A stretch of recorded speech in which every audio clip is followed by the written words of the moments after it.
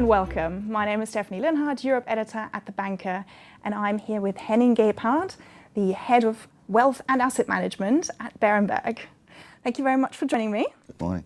Good morning. Well, Henning, you have been in the asset management space for a long time, and you have just started a new fund at Berenberg, and you are looking at German equities, especially the Mittelstand. Now, tell me, what's the driver behind your strategy? That's a typical all-cap strategy. So we have blue chips and smaller companies, as you say, Mittelstand. Why Mittelstand? We have seen over the last 20 years that segment is really promising. You can actually benefit from very, very strong business models, which some of these smaller companies have. There's a lot of innovation going on. And interestingly enough, there are always new companies coming up, which are great performers. And shareholders or holders of our fund can really benefit from it and gain additional performance.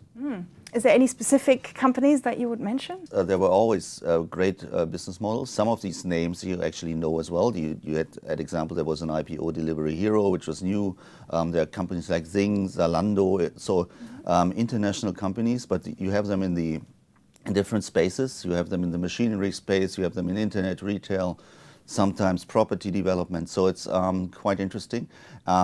Different than other markets, they are most of the time international, and that's quite interesting, that's unique, and gives you really a good growth opportunity. Great. Okay. Well, Carmakers is an area which is obviously quite big in Germany, and we've had them in the headlines quite a lot. We've had them about, we have the problem with Dieselgate. Now also we've got climate change coming, and France is saying, well, we don't want to have any diesel, any petrol cars anymore from 2040. What's your outlook on that industry? On the industry in general, I would say at the moment we are clearly underweight. We are skeptical short term on where it's going, and there are a lot of question marks, as you say. It's Dieselgate, it's the cartel issues is now there. You have to change to e-mobility. And on top of it, actually the car industry benefit from great environment in their industry. We have a peak market in the US, we had a great market in China, we had a great market in Europe. So all these together is actually not a really good mix for the shares, because you wonder how they could actually grow their earnings going forward at a time when they really have to invest in new technologies and in other ways of how we actually use cars. So that's quite a challenging mix, and you don't really know who are the winners and the losers. We have some stocks out of the automotive industry, but we are mainly focusing on some suppliers which either have structural trends or might actually benefit from these trends to self-driving cars and these kind of things. Well, if we talk about the market in general, what is your outlook for 2018? I think we don't have to be too concerned that the economy is actually weak. There's no sign yet that actually interest rates are rising, but we don't know. I mean, that could happen very fast. So if interest rates are rising, then the likelihood of lower earnings, not earnings growth, but economic growth is actually higher. But that's not the case at the moment. So you really have to look at some of the other issues. And where I'm a little bit concerned is obviously politics. That was a big topic last year, beginning of this year. So this is actually more in the sidelines at the moment. But if you look at some of these, let's call it chaotic moves in the US, you could actually imagine that there might be some influence on the economic climate, and obviously the early indicators could then turn, and that could be a very negative mixture.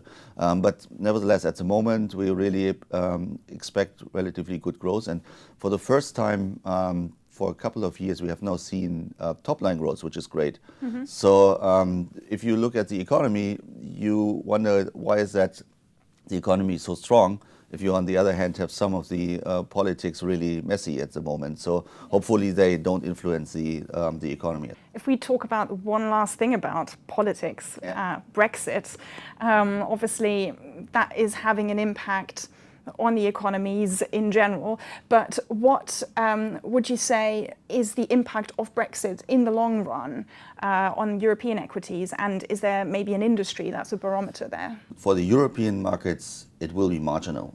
You will see if a hard Brexit happens, you will see an influence on the overall economic growth, but that would come from lower growth in the UK. So the UK is obviously the one where the biggest question mark is behind. The economy might actually grow much less when a hard Brexit happens.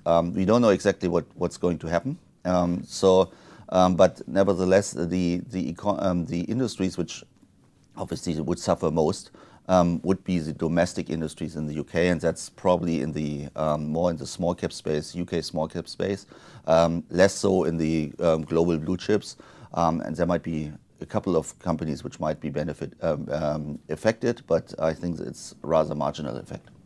Henning Gebhardt, thank you very much. Thank you.